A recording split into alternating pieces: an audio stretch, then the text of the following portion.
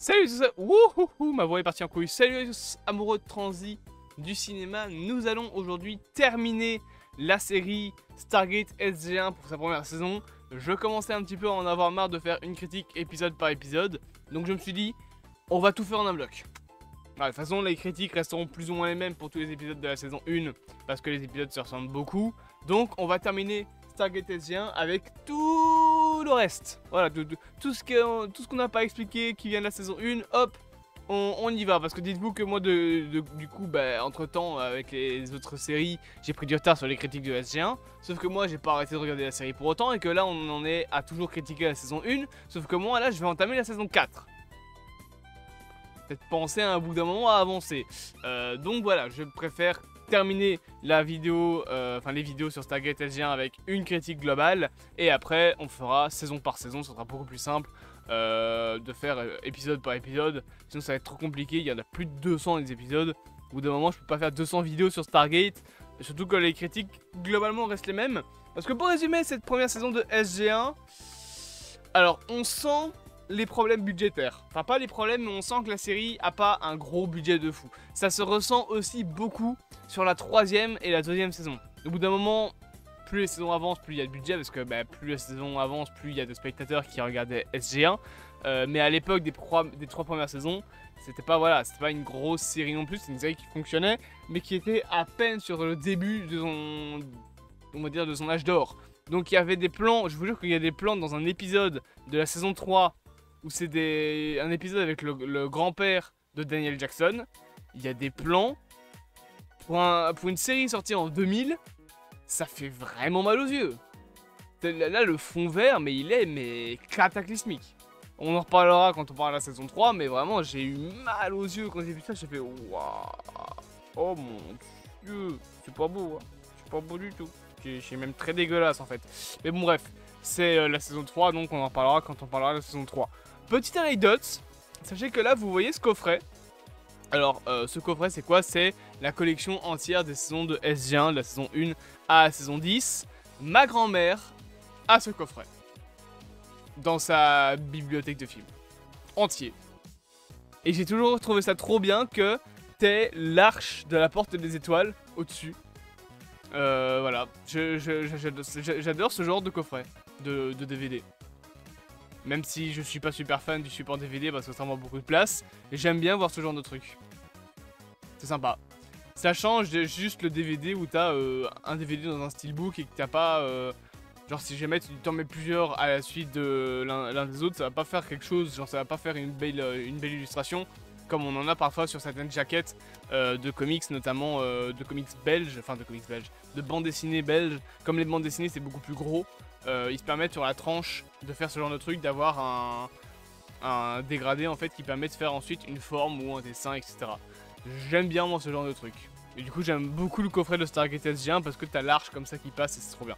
Mais donc cette série se termine maintenant avec sa première saison, enfin se termine maintenant avec sa première saison, je raconte n'importe quoi, mais on termine donc la première saison de Stargate SG1. Les critiques, le problème, voilà ce que j'allais dire, restent les mêmes. Il y a dans cette série un problème qui est que critiquer une série qui n'avance pas, c'est compliqué de le faire épisode par épisode. Alors bien évidemment, t'as de l'avancée dans SG1, hein, genre au bout d'un moment on va rencontrer les Asgard, surtout dans la saison 2.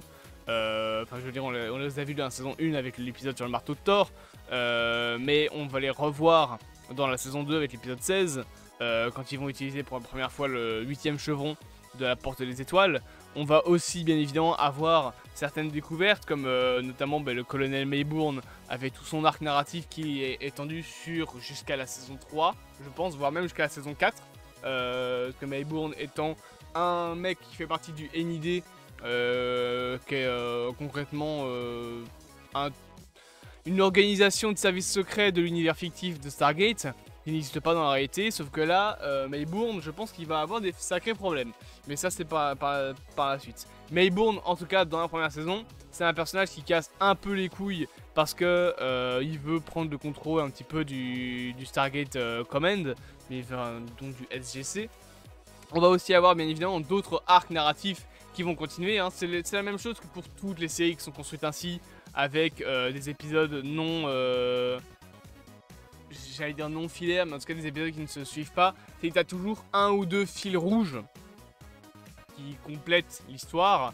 Mais entre temps, les épisodes racontent chacun leur petite histoire. Certains intègrent plus de choses, certains intègrent d'autres trucs, d'autres intègrent des choses qui seront utilisées par la suite. T'as notamment dans SG1 beaucoup de fois des personnages qui sont intégrés dans un premier épisode qui servent par la suite à autre chose. Je pense notamment aux Nox qu'on revoit dans la saison 3, aux Asgardiens, aux Tolan, aux Tok'ra. Voilà, toutes ces personnes-là vont être réutilisées. On a aussi beaucoup de mentions de choses qui sont passées dans les épisodes précédents, comme par exemple O'Neill, qui à un moment va parler d'une femme qui s'était faite sur Edoran quand il est resté bloqué sur la planète là et qu'il avait perdu espoir de revenir sur Terre un jour. D'ailleurs, l'épisode nous fait comprendre un petit peu que O'Neill a mis enceinte cette femme-là.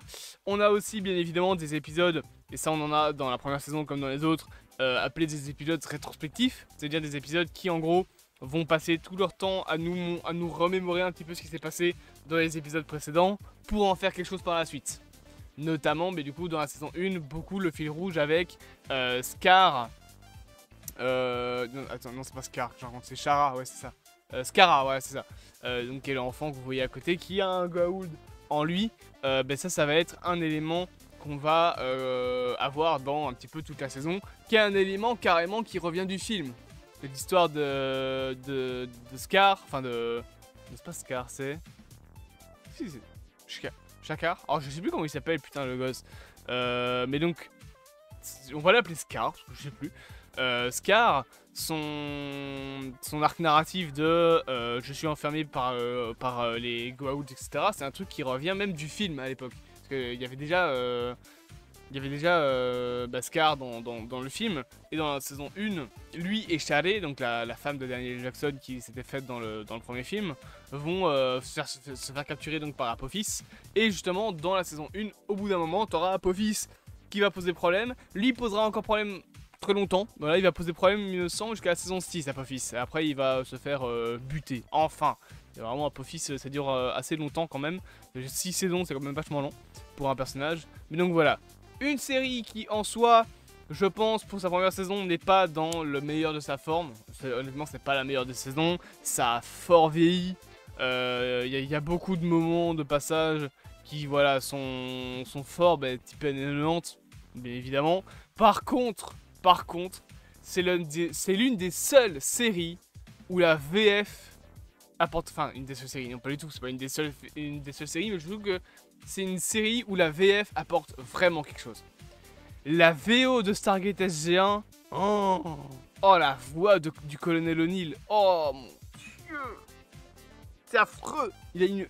Vraiment, c'est la voix de Richard Dean Anderson, donc évidemment on peut pas lui en vouloir. Mais je trouve que la VF va tellement mieux au personnage. Après, bien évidemment, t'as des blagues qui sont transformées. Par exemple, t'as une blague dans la saison 2 ou dans la saison 3, je sais plus, où en VO, il dit au revoir en général. En français, du coup. Mais du coup, Teal'c comprend pas, il dit attends, je comprends pas ce que ça veut dire. Et il lui explique que ça veut dire goodbye, en gros. Et après, il va lui dire la même chose en japonais, en allemand, dans d'autres langues. En VF, c'est pareil, il va faire la même blague, sauf qu'à la place de dire au revoir mon général, il va pas parler français alors que la série est traduite en VF, ce serait pas logique. Il va pas commencer à parler en anglais non plus, il va dire plutôt ciao. Ou hasta luego, il le dit. Et ouais, il dit hasta luego. Et du coup, Teal'c, pareil, il va lui dire je comprends pas ce que vous dites, colonel. Et en gros, il va expliquer ciao, c'est comme. Hasta luego, c'est comme ciao, c'est comme. Auf Wiedersehen, je sais pas, ouais, c'est comme ça qu'on dit en allemand, Auf Wiedersehen, je pense. C'est comme sayonara, ça veut dire au revoir, quoi. Simplement. Voilà, c'est un truc qu'on a avec les VF de modifier les blagues pour les garder, mais devoir les modifier avec le truc de la langue.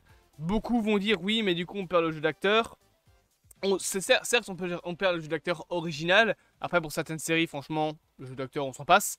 Mais je trouve que la VF de Stargate SG1 est franchement meilleure que la VO. Là, je suis désolé, la voix d'O'Neill, elle est insupportable. La voix de... Je pense que la meilleure voix, ça doit être celle de Teal'c, qui est plus grave en VO, parce que c'est la voix de Christopher Judge. Mais sinon, c'est tout.